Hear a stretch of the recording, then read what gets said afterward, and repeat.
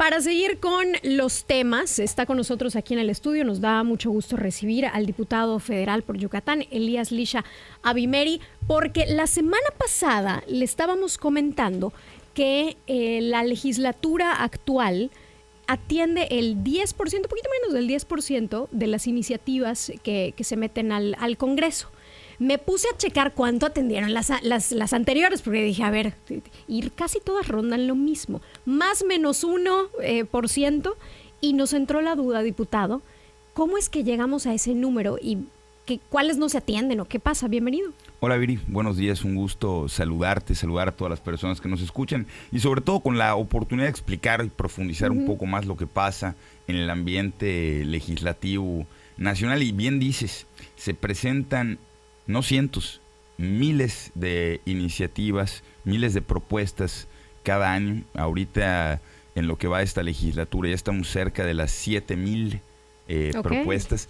Y sobre todo tomando en cuenta que, por ejemplo, en la legislatura anterior se aprobó una modificación al reglamento para que las que quedaban pendientes de la legislatura anterior se mantuvieran vivas. Eso generó, te lo tengo que decir, un colapso en la actividad legislativa. Se les hizo un cuello de botella ahí. Se veía como una buena idea, pero resultó un tráfico impresionante de propuestas. Ya se volvió a modificar esa norma para que puedan ser seleccionadas. Ahora bien, el tiempo que tiene el Pleno, el tiempo que tienen los 500 diputados reunidos en conjunto, pues es insuficiente la realidad para dictaminar 7,000 iniciativas. Para que tengamos una idea, una noción, en un periodo legislativo, es decir, 2 veces al año, se procesan entre 80, 90 y 150 dictámenes.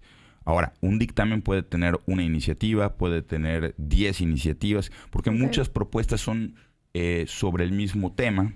Y bueno, así se va seleccionando. Ahora, ¿qué es lo que pasa? ¿Por qué se ven vivas esas 7,000? Bueno, porque muchas veces las comisiones o grupos de legisladores, con tal de no votar en contra una reforma, pues nada más la dejan en lo que se conoce como la congeladora. Esa es una razón. Otra razón... Es como no las queremos atender porque no quiero votar en contra porque no quiero que se vea que voto en contra, y ahorita te voy a dar ejemplos. Pero también es cierto que pues entre los 500 legisladores pues de repente sale cada ocurrencia que pues la verdad es que no tiene intención. Por favor. O sea, bueno, han habido iniciativas, por ejemplo, si para dejan que... 5,000, quiero pensar que tal vez la 499 pues no es tan relevante. Y bueno, es que hay algunas que son ocurrencias muy relevantes si se aprobaran y otras que son absolutamente irrelevantes. Te doy un ejemplo de cada una. Por ejemplo, hay iniciativas para que el presidente se reelija. Y que su mandato no tenga límites. Pues eso es absolutamente contrario a nuestra democracia, es insostenible en términos constitucionales, es insostenible en las bases de la República. Ya te imaginarás de qué partido salió este absoluto disparate. Luego tenemos, por ejemplo, legisladores que hacen, cuando ven que una iniciativa ya está por aprobarse, con tal de subir su numerito, entonces copian una iniciativa similar y la meten como si fuera suya 5 minutos antes.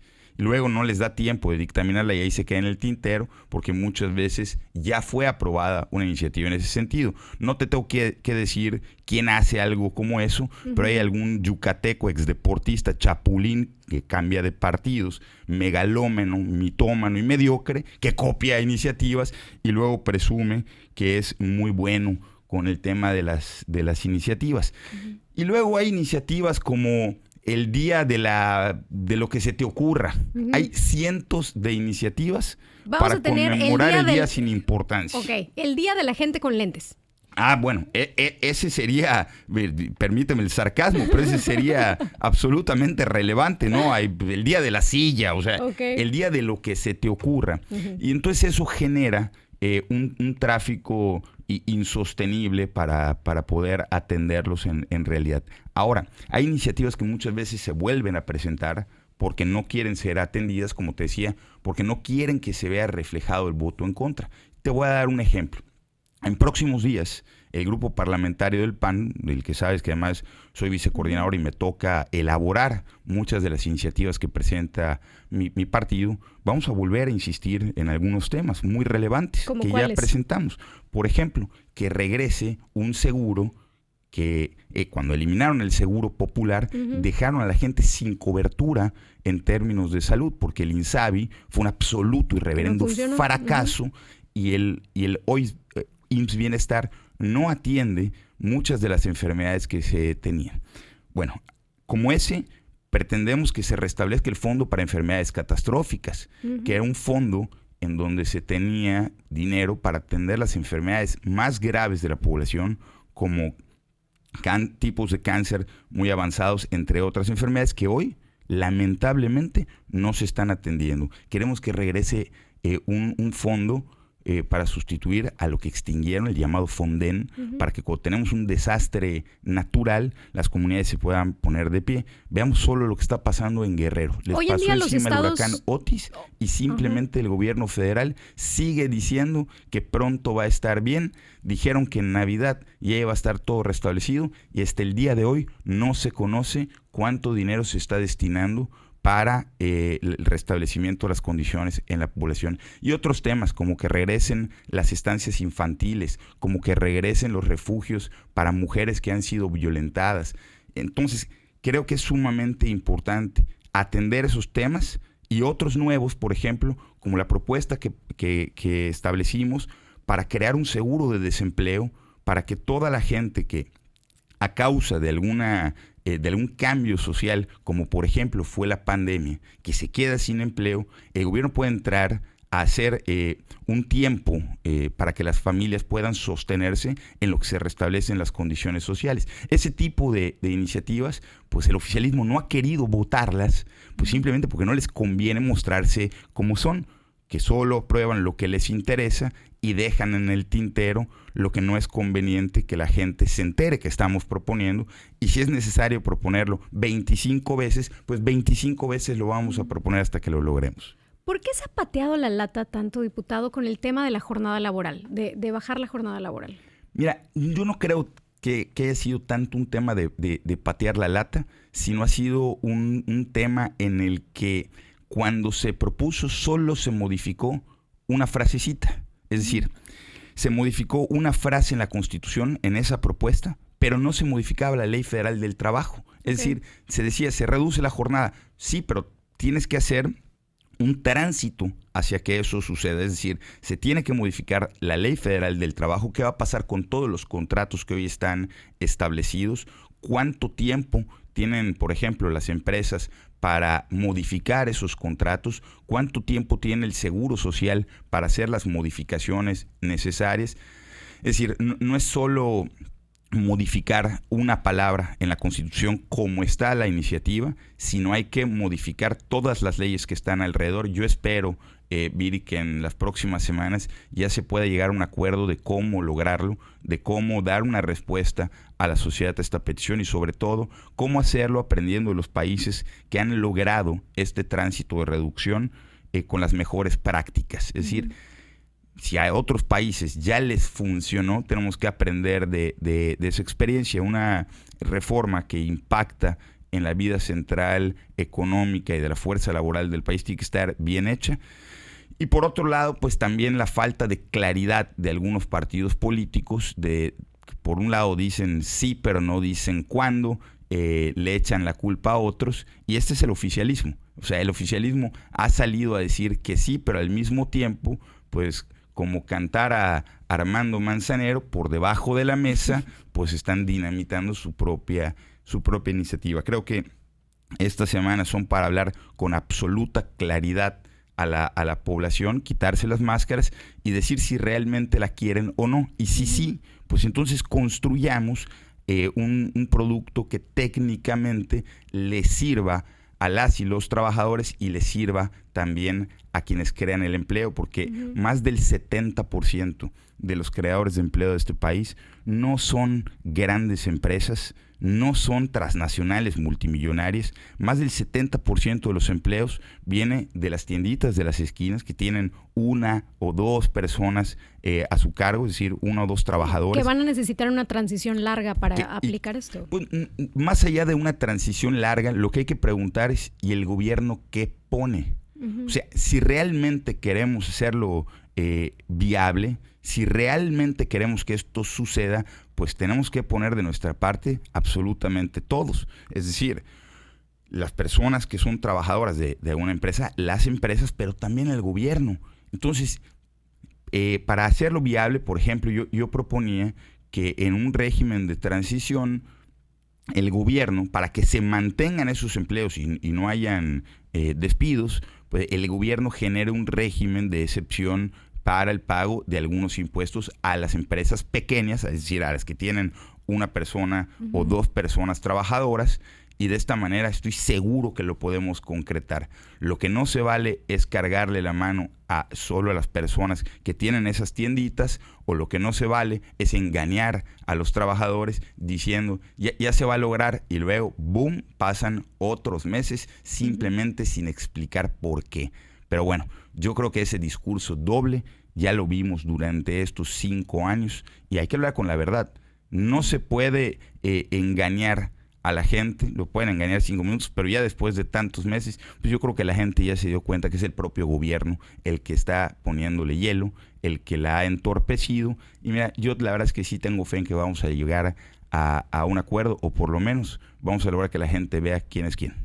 Diputado, suena a veces como muy escandaloso decir, los diputados no han atendido 5,000 iniciativas, solamente el 10%, pero realmente eso es un parámetro de evaluación del trabajo de la Cámara. ¿Cómo debemos de evaluar el trabajo que hace una legislatura? Pues mira, yo creo que son muchos factores. Bueno, primero tendríamos que analizar a la legislatura como tal, es decir, al conjunto de legisladores, porque hay otro factor que no se ve ahí, es decir, ¿cuántas, por ejemplo, de ese 10% que vemos que aprueba una Cámara, pues cuántas ya aprobó la otra?